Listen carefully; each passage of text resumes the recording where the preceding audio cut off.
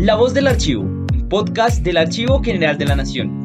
En este espacio conocerás más sobre la labor de nuestra entidad, sus servicios y la importancia de los archivos en la preservación de la memoria del país. Bienvenidos. Este es un programa emitido en Radio UNAL, en el formato de la Memoria de la Nación y que hace parte del repositorio del podcast La Voz del Archivo.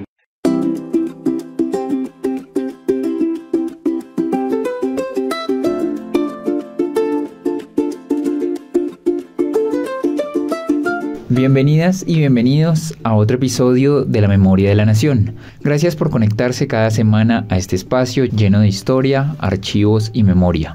Quiero saludar a mi compañero Kevin Hernández. Hola Mario y hola a todas las personas que se conectan una vez más a nuestro programa. Bueno Kevin, bienvenido. Y hoy, vamos a tener una conversación muy especial enfocada en las nuevas generaciones, en la niñez de Colombia. Y vamos a hablar sobre la manera en que el Archivo General de la Nación lleva la historia a este público infantil para conectarlas con su pasado. Hemos invitado a Rocío Cabezas Rosero, asesora de la Dirección General, quien lidera la estrategia pedagógica Tu Historia Cuenta del Archivo General de la Nación, una iniciativa que busca despertar el interés de los niños por la historia y la memoria social, a través de documentos y testimonios resguardados en el archivo. Esta estrategia se ha venido desarrollando a lo largo del 2024 en diferentes regiones del país y hoy hablaremos sobre lo que ha significado para las comunidades este acercamiento a la historia y la memoria de Colombia. Bienvenida Rocío, gracias por aceptar nuestra invitación. Hola, muchísimas gracias por este espacio, sobre todo muchas gracias a las personas que se toman un tiempo para escuchar un ejercicio que significa mucho para el país y es empezar a hablar de la historia nacional desde otras voces. Bueno Rocío, pues muchas gracias por aceptar esta invitación a nuestro programa y me gustaría que nos contaras cómo nace Tu Historia Cuenta, cómo fue esa construcción y puesta en marcha en el Archivo General de la Nación. Hay que iniciar diciendo que el director Francisco Bolívar llega al Archivo General con unas nuevas apuestas. En este caso, iniciar a dar voz a las ciudadanías y adicional, hacer todo un ejercicio de que los archivos cumplan específicamente su visión y misión, que es hacer todo un ejercicio de transferencia del conocimiento, preservación de los archivos, pero adicional el acceso a la información. Entonces, ya pensándonos en un escenario de el acceso como derecho, iniciamos a construir una estrategia pedagógica encaminada a niños, niñas y adolescentes. Es así como nace la estrategia pedagógica Tu Historia Cuenta, que retoma elementos específicamente de los principios básicos del Plan Nacional de Cultura y también del Plan Estratégico Institucional del Archivo General, que titula Un archivo que dialoga con el territorio. Al hacer este ejercicio de dialogar con los territorios, empezamos a situar Tu Historia Cuenta, que también tiene unas particularidades, y es que el ejercicio se cimenta en desarrollar ejercicios territorializados. Entonces hemos construido estrategias donde dice Tu Historia Cuenta, el río y yo, Tu Historia Cuenta, San Basilio de Palenque habla del cuidado, Tu Historia Cuenta, hablemos de reparación histórica, y así mismo, según las necesidades y las particularidades del territorio, es donde construimos la metodología de cada material para descubrir y también explorar y trabajar con niños, niñas y adolescentes cada uno de los materiales o archivos que llevamos a los contextos. Correcto, Rocío, y me gustaría saber en estas actividades y también en estos talleres que se realizan, ¿cuáles son los principales desafíos al presentar estos temas históricos que pueden resultar complejos para niños, niñas y jóvenes, y también cómo poder abordarlos desde un lenguaje comprensible? Ok, el primer reto son hablar con las fuentes primarias. En este caso, desde el Archivo General tratamos de llevar facsimilares, y para los niños, niñas y adolescentes muy retador tratar de conocer archivos que nunca habían pasado por sus manos o su experiencia misma, y hay algo que también genera, y es que se logran conectar y entender su realidad. Muchas veces pensamos que los chicos y chicas personas no van a entender la historia misma porque pues estamos hablando de 5 siglos, entonces consideraríamos que no se ubican en el tiempo y en el espacio, y resulta que sí. Entonces el primer desafío, yo creo que a veces también es quitarnos los prejuicios de considerar que las nuevas generaciones tienen mucho por decir, cuando en realidad a la hora de interactuar con este tipo de material vemos que sí. Ese ha sido como el primer desafío, y es permitir que ellos tengan el acercamiento a las fuentes primarias. Rocío, y al momento de utilizar documentos históricos como mapas, planos y testimonios, ¿qué tipo de reacciones o aprendizajes se observan en estos pequeños y en estos adolescentes? ¿Hay alguna actividad que haya destacado especialmente? Contarles que en el 2024 hemos estado en distintos lugares, y aquí es importante también que sepan que la estrategia Tu Historia Cuenta funciona en modalidad virtual o presencial. Entonces hemos hecho talleres presenciales en Popayán, en Bogotá, en el Chocó, en San Basilio de Palenque, Barrancabermeja, Honda, Monpós, pero también hemos hecho ejercicios virtuales en Cartagena, también con colegios de Bogotá, de Cali, de Popayán también. Cuando hacemos el ejercicio de compartir los archivos, nos damos cuenta que primero hay estudiantes que les fascina las ciencias sociales, que les fascina la historia, y al compartirles, por ejemplo, mapas, nos pasó en un espacio que era Barrancabermeja y Monpós, donde mostramos mapas y los chicos decían, esto es de lo que habla mi papá. Yo no conozco estos lugares, pero mi papá ha ido a este lugar. Entonces él se da cuenta que esos lugares quedan cerca a un río, que quedan cerca al lugar que él habita, y empieza a entender de qué le habla su papá. Hay otras reflexiones, como por ejemplo en el Chocó nos pasó, pues que en este caso allá llevamos como material todo lo que tenía que ver con, en este caso, cuadros de manumitidos y billetes de manumisión. Hoy en día las comunidades negras afrocolombianas, raizales y palenqueras están hablando sobre reparación histórica, pero los niños, niñas y adolescentes no saben cómo situar eso en su vida misma. Cuando se les mostró un poco sobre estos cuadros de manumitidos, ellos empiezan a entender por qué, en este caso, los líderes, lideresas hablan de una reparación. Pues eso se debe a todo el proceso esclavista y cómo quienes fueron remunerados fueron, en este caso, quienes colonizaron, más no sus antepasados y antepasadas. Y así sucesivamente, cuando hacemos como un ejercicio de hablar incluso de nuevos personajes que están en sus territorios, pues los chicos y chicas empiezan a darse cuenta que la historia se ha quedado corta en las formas de enseñar lo que es Colombia desde los procesos libertarios. Bueno, a mí en este punto me surge una duda, que se ha hecho el taller también, pues en presencia de profesores también, de lo que tiene que ver con historia, y me causa curiosidad los profesores que piensan de estos talleres, de profundizar en esa historia que por lo general en los colegios a uno no le cuentan. La historia que a uno le ve por lo general en el colegio, pues siempre se enfoca solamente en procesos de independencia,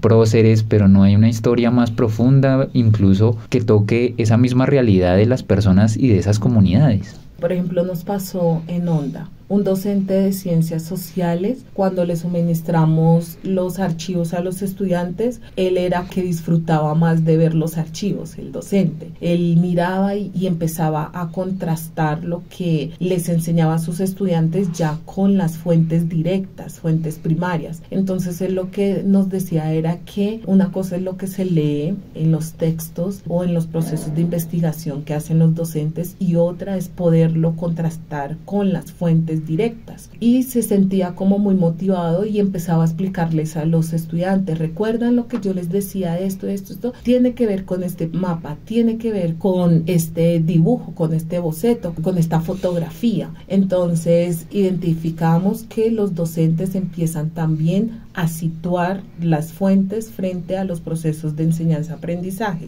Y adicional, nos ha pasado con otros docentes que nos dicen: esto deberían enseñárnoslo, esto sino deberían también haber espacios de formación para docentes en torno a estos temas que efectivamente desde el Archivo General de la Nación se viene haciendo, en donde se abren capacitaciones con temáticas parecidas o cursos. Por ejemplo, ahorita está el curso de archivos comunitarios y ahí se va mostrando parte de esta información. Entonces también nos damos cuenta que hay como una desinformación y que es aquí donde también el director Francisco Bolívar nos dice: hay que descentralizar el saber, hay que descentralizar las fuentes, hay que territorializar más las fuentes, que en este caso salvaguarda el Archivo General de la Nación. Y entonces lo que hacemos es suministrarle a las y los docentes nuestras redes sociales para que nos sigan, pero también para que puedan consultar, que sepan que existe Archidoc, que desde ahí pueden hacer consulta de archivos y desde sus territorios también descargarlos y poder hacer este tipo de ejercicios con las y los estudiantes. Claro está que a veces hay que tener mucha creatividad para poder enseñar la historia, y aquí es importante también decirles que como asesora pedagógica, yo soy pedagoga, pero requiero también de los elementos de un historiador que es el que me acompaña siempre en estos ejercicios. Él se llama Felipe Herrera, y con él, mientras yo dinamizo todo el proceso de la enseñanza de cómo trabajar con los archivos, él va situando la historia misma. Entonces aquí también se le hace la invitación siempre a los docentes como que puedan entre ellos también intercambiar sus conocimientos para poder movilizar el saber. Muy interesante todo este trabajo que has venido haciendo pues en este año con esta estrategia de Tu Historia Cuenta, y ahora me gustaría que profundizáramos un poco más sobre estos temas y documentos que bueno, tú y también con el apoyo del historiador Felipe Herrera pues llevan a cada lugar. Por ejemplo, los planos y documentos sobre el malecón en Mompox o el censo de 1777 que llevaron a San Basilio de Palenque, que se analizan para llevar ciertos documentos a ciertos lugares. Partimos de las realidades sociales y las necesidades de cada territorio. Entonces, por ejemplo, para San Basilio de Palenque hicimos una articulación con el ICBF, específicamente con la Subdirección de Familias y Comunidad. La temática que querían abordar en San Basilio de Palenque es cuidado, así que creamos en este caso la metodología Tu Historia Cuenta San Basilio de Palenque, Memorias del Cuidado, y en ese ejercicio llevamos a los niños, niñas y adolescentes, como tú lo mencionaste, los padrones o el censo de 1777, en donde les explicábamos un poco a niños, niñas y también a las familias lo que significaba también en esa época, cómo estaban constituidas las familias, y desde ahí cómo ellos y ellas también se protegían. Y para la comunidad eso es muy importante porque aunque la información también la tienen en la Biblioteca Cultural de Palenque, pues es una información que no se suele suministrar de manera constante. Entonces les pareció muy llamativo ver, en este caso épocas esclavistas, ellos hicieron también un ejercicio de decir cómo estaban conformados y cómo desde ahí se vienen protegiendo. Pues sencillamente hablamos de unas memorias del cuidado. Y adicional también mostrarles qué significaba un billete de manumisión, y es Palenque para las comunidades negras afrocolombianas e incluso raizales evidenció o demostró cuáles eran esas formas de cuidado que realmente se necesitaban, y una de ellas era la libertad y la protección a esa libertad. Cómo los archivos también cobran vida, cómo nos habla, cómo demuestra que realmente no era un tema solamente de censar por censar o de hablar de manumisión por hablarlo, sino que realmente hay territorios que nos demuestran qué es la protección, y la de protección para San Basilio de Palenque es la defensa de la vida misma, y la defensa de la vida misma era construir un Palenque aislado donde no pudiesen llegar, en este caso los esclavistas, a seguir violentando y deshumanizando el ser de estos africanos y africanas que lograron su libertad de manera independiente y única. También en el caso, por ejemplo, de Mompox, llevamos el título de Tu Historia Cuenta, el río y yo, y es cómo el río conecta a los niños y niñas también con su historia misma. ¿Qué significó el río Magdalena? Que no solamente, y eso se lo decimos de manera muy reiterativa, y es no ver al río solamente como el cementerio que en tiempos del conflicto armado colombiano recibió y sepultó a muchos cuerpos, sino que hay que ver más allá, antes del proceso del conflicto armado, y es que el río Magdalena era ese medio, esa autopista, esa forma de permitir que entraran nuevos lenguajes, nuevos alimentos, nuevas personas y que asimismo salieran. Entonces era como esa conexión incluso de nuevas lenguas, idiomas, de forma de ver la vida, y que por eso esa relevancia del río hay que mantenerla. Algo que pasó en Mompox es que Mompox ha tenido varios momentos de inundaciones, entonces llevamos también un manuscrito donde la comunidad le hace la solicitud al virreinato de esa época que necesitan que se pueda construir una muralla, teniendo en cuenta una inundación que hubo, levantar un poco más la muralla. Y un niño me muestra una foto, bueno, el joven tiene hoy en día 16 años, está en grado 11º, y me dice, yo también viví o recuerdo una inundación que hubo en Mompox. Yo estaba muy pequeño, pero mi papá me tomó una foto y nos muestra la foto de él con el agua llegándole a las rodillas. Entonces, a veces pensamos que esta es información muy aislada de las realidades de los niños y niñas o adolescentes, y resulta que no, que todo el tiempo ese pasado está presente. Bueno, pues muy interesante esta gran apuesta que está llevando el Archivo General de la Nación. En Cali se exaltaron figuras históricas como el almirante José Padilla, y también se compartieron historias sobre mujeres afrodescendientes consideradas rebeldes o hechiceras en la colonia. ¿Qué importancia, Rocío, tiene rescatar y transmitir estos relatos?